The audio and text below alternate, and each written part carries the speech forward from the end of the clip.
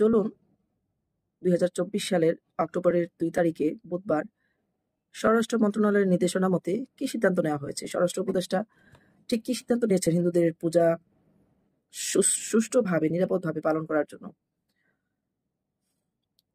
বলা হয়েছে মঙ্গলবারের 1 অক্টোবর স্বরাষ্ট্র উপদেষ্টা সভাপতি আইন শৃঙ্খলা সংক্রান্ত উপদেষ্টা পরিষদ কমিটির দ্বিতীয় সভায় সিদ্ধান্ত মোতাবেক মাঠ প্রশাসন এবং আইন শৃঙ্খলা বাহিনীর জন্য এসব নির্দেশনা সমূহ জারি করা হয়েছে।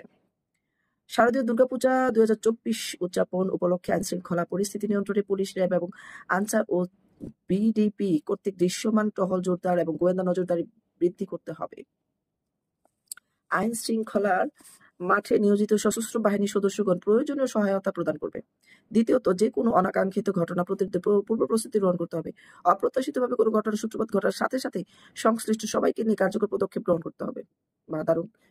শারদীয় দুর্গাপূজা ও উদযাপন উপলক্ষে স্থানীয় প্রশাসন ও আইন শৃঙ্খলা বাহিনী সহ সংশ্লিষ্ট সকলকে পূজা মণ্ডপগুলো পরিদর্শন করতে হবে। সামাজিক যোগাযোগ মাধ্যমে আপত্তিকর বা ধর্মীয় অনুভূতিতে আঘাত করে এরূপ কোনো বক্তব্য বা গুজব ছড়ানো বিষয়ে সতর্কতা অবলম্বন করতে হবে। সংশ্লিষ্ট পূজা উদযাপন কমিটিগুলোতে পূজা মণ্ডপে সার্বক্ষণিক পাহারার জন্য প্রয়োজনীয় সংখ্যক স্বেচ্ছাসেবক পাহারাদার ও পালাক্রমে দিনে কমপক্ষে 3 জন এবং রাতে 4 জন নিয়োজিত করতে হবে।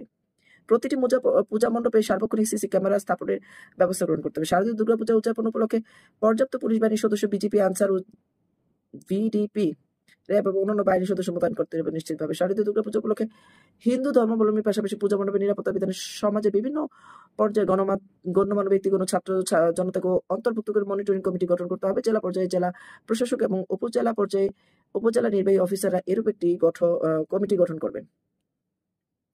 এই হচ্ছে স্বরাষ্ট্র মন্ত্রণালয়ের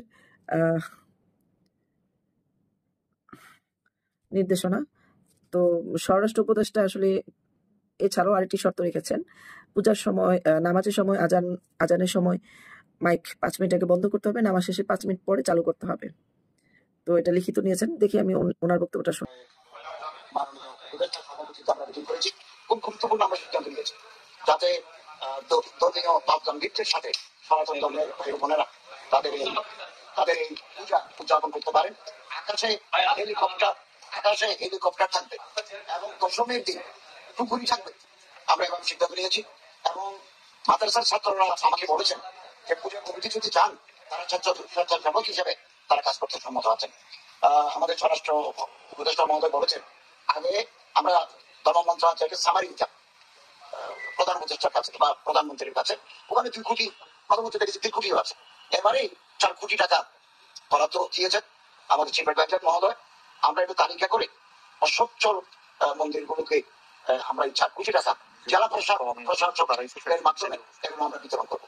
আমি এখানে একটা প্রস্তাব রেখেছি আজকের মিটিংয়ে, 500 কেজি করে চাল পূজা মণ্ডপে দেওয়া হতো সংশ্লিষ্ট মন্ত্রণালয় থেকে।